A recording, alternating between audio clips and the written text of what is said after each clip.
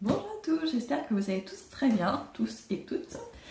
On se retrouve pour une petite vidéo livre aujourd'hui. Donc vous savez que sur ma chaîne, je fais quand même des vidéos très variées. J'ai fait auparavant beaucoup de retours de courses. Là, ça fait un bon moment que j'en ai pas fait, mais je vais en refaire un bientôt. Je fais souvent des vlogs, je fais parfois des hauls. Donc après, je suis pas une grande amatrice de dépenses, donc ça va, je n'en fais pas si souvent que ça, mais ça peut arriver. Si vous ne connaissez pas mes autres vidéos, je vous invite à aller les voir, ça peut vous intéresser. Mais aujourd'hui, on va parler lecture. Celui-ci, je l'ai lu en 4 jours, je crois. En fait, à peine je l'ai pris, à peine j'ai eu l'impression d'avoir terminé. C'est un thriller, ça faisait une éternité que je n'en avais pas lu, mais vraiment très très longtemps, plusieurs années. Et quand je l'ai vu à la bibliothèque, je cherchais un livre à lire. Je me dis, rien ne m'emballait, du coup j'ai posé mes yeux sur celui-ci. Le nom de l'auteur me disait quelque chose. Donc je dis pourquoi pas. Donc je l'ai pris vraiment, j'étais même pas sûre de le lire. Et quand j'ai fini mon livre précédent vendredi, j'avais envie d'enchaîner tout de suite et c'était celui que j'avais. Donc je me suis lancée et je ne regrette pas du tout. Je vais enfin vous donner le titre. Ça s'appelle Le Dernier Message de Nicolas Beuglet et j'ai mon fils qui pleure. Donc je reprends. Donc il s'agit du livre Le Dernier Message de Nicolas Beuglet. Donc le nom de l'auteur je le connaissais parce que entre septembre et décembre, dans la voiture j'écoute très souvent Europe 1 et c'est vrai qu'ils ont fait énormément de pubs pour ce livre-là, donc enfin pour cet auteur-là. C'était pas ce livre, c'était un nouveau je pense. Et donc le nom me disait quelque chose et quand je l'ai vu, j'ai dit pourquoi pas. Et franchement, il est vraiment top. J'ai adoré. Dès que j'avais un moment, je le lisais. Je l'ai emmené partout. Hier, on est allé au parc avec les enfants parce que c'était la grève. Je l'ai emmené avec moi. Dès que je montais en voiture, je savais que j'allais avoir ne serait-ce que 2-3 minutes d'attente avant de récupérer les enfants. Je l'ai emmené avec moi. Il s'est lu vraiment en un rien de temps. Donc je vais quand même vous dire un petit peu ce qu'il en est, vous parler un petit peu de l'histoire quand même. Donc c'est un thriller, qui dit thriller dit qu'il y a eu des meurtres. Et donc dans ce livre, on a une enquêtrice qui s'appelle Grace Campbell. Ça se passe en Écosse.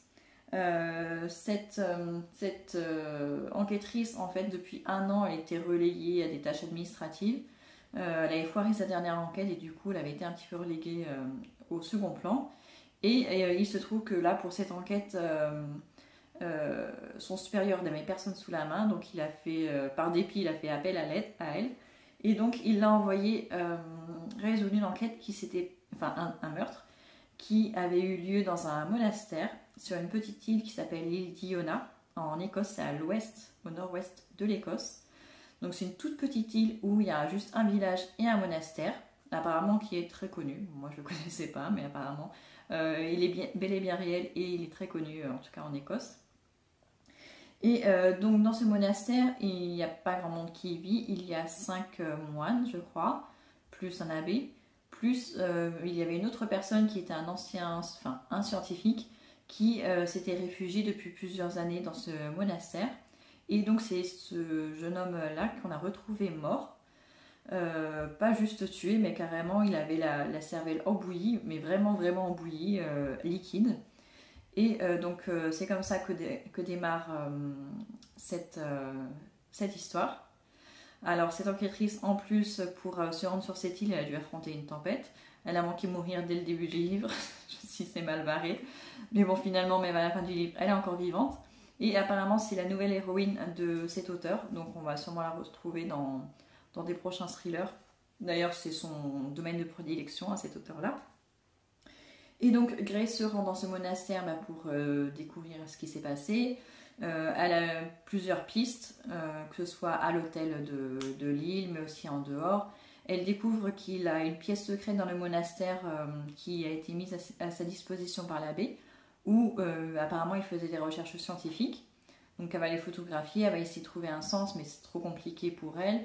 Trop compliqué pour les personnes qui travaillent à la police de Glasgow. Donc elle va se tourner vers un grand scientifique écossais, mais même lui, il aura du mal à comprendre. Et petit à petit, elle va étoffer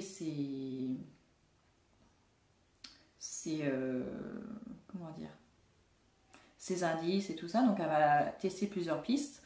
Et donc ce qui paraissait au début une simple affaire de meurtre, au final ça va tourner à une enquête psychologique mais aussi scientifique. On va nous parler beaucoup d'astrophysique, ça va se tourner après vers un complot mondial. On a l'impression qu'il va y avoir une extinction massive, en tout cas en Occident. Donc ça inquiète tout le monde, enfin, l'enquêtrice. Elle va tomber sur une autre personne au cours de son enquête qui, au début, elle prend pour son ennemi, mais finalement, elles vont finir par travailler ensemble contre un ennemi encore plus grand et elles vont devenir très très amies, justement, ces deux filles-là. Il s'agit de Grace et de Naïs Conrad. Donc elles vont finir, elles se rencontrent quand même assez au début, ouais, vers le début de l'histoire et elles vont continuer l'histoire jusqu'au bout toutes les deux. Et donc je vous parle d'un complot mondial. On a l'impression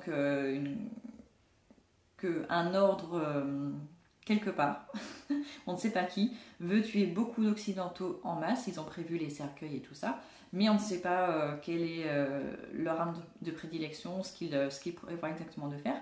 Donc Grace et Naïs, au début c'est ce qu'elles cherchent. Elles cherchent à savoir qui est derrière cette construction de cercueil et qui veut tuer autant de gens.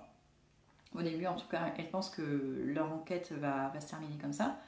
Et en fait, en effet, oui, elles cherchent cette personne-là, mais c'est compliqué. Elles savent que la personne qui est morte dans le monastère était recherchée justement par ces gens-là.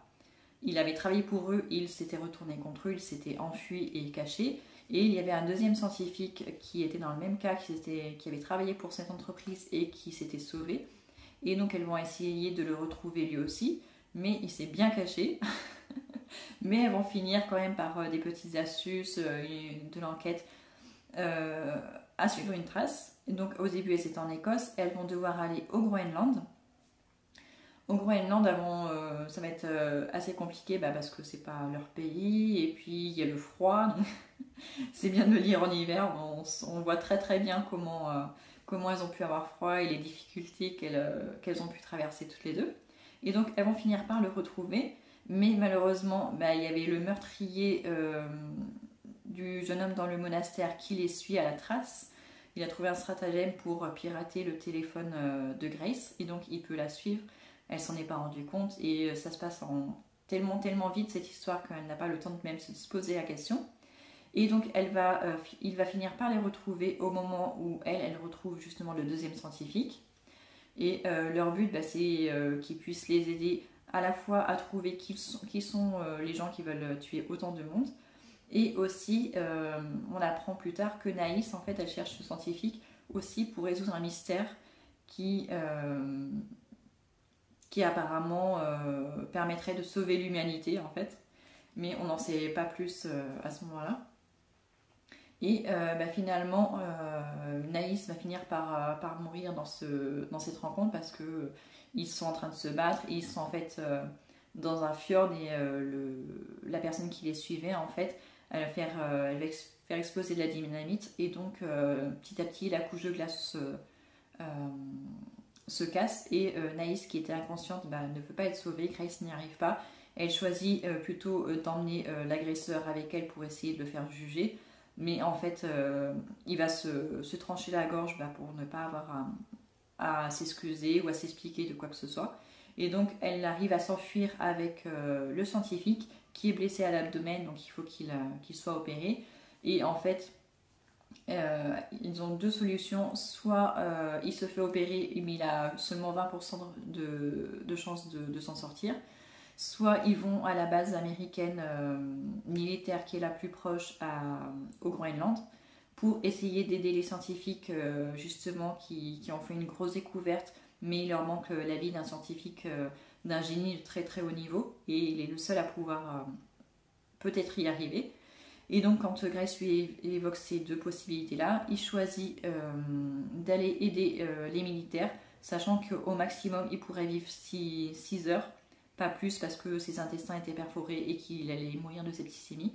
Mais il a quand même tenté, il a pris le risque. Et donc ils ont un hélicoptère, après ils prennent un avion, on leur affrète un avion militaire pour pour rejoindre la base américaine militaire de Thulé. Et donc ils arrivent sur place, on leur montre ce qu'il en est, ce qu'ils ont découvert et là où ils bloquent pour sauver l'humanité. Et donc le scientifique comprend quelque chose et au moment malheureusement où il pense avoir trouvé, et ben, il meurt malheureusement. Le militaire essaye de lui faire un massage cardiaque, ils essaient de le réanimer mais plus rien. Donc finalement même le mystère de la fin n'est pas résolu. Donc j'ai beaucoup aimé l'enquête. Finalement, ça n'a pas grand chose une enquête policière, je trouve. Mais ça joue beaucoup sur la psychologie, notamment de l'enquêtrice, ce que j'ai trouvé très bien. J'ai bien aimé me retrouver dans l'ambiance du monastère, on imagine très bien aussi. L'ambiance de l'Écosse, pourtant je ne connais pas du tout l'Écosse, mais j'ai quand même réussi à pas mal m'imaginer la scène, l'ambiance, le décor. Le Groenland, pareil, ça c'est... J'adorerais pouvoir un jour aller au Groenland. Peut-être un jour, donc je l'imagine très bien, on se voit très bien dedans. C'est très bien écrit, ça perd pas de temps. L'enquête, je vous dis, entre le moment où le meurtre est fait et le moment où le meurtre est résolu, ça se passe peut-être en 4-5 jours. Ouais, voilà, pas plus, donc ça se déroule très vite. Il n'y a pas de temps mort, c'est vraiment très intéressant. C'est un auteur que j'avais jamais lu, et donc là je sais que je vais en relire.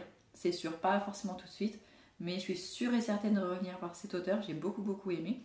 Par contre, j'ai pas aimé la fin. Mais j'ai bien aimé le côté thriller, le côté scientifique aussi, parce que pour le coup, il y a des énigmes. On nous parle d'astrophysique. J'aime beaucoup tout ce qui est scientifique, donc moi, ça m'a beaucoup intéressée. Même si on n'a pas le verdict final. Mais ça reste un roman, bien sûr. Mais il y a quand même pas mal de choses qui sont vraies dans ce roman. Faut vraiment aller jusqu'à la dernière page du roman, jusqu'au dernier message justement de l'auteur.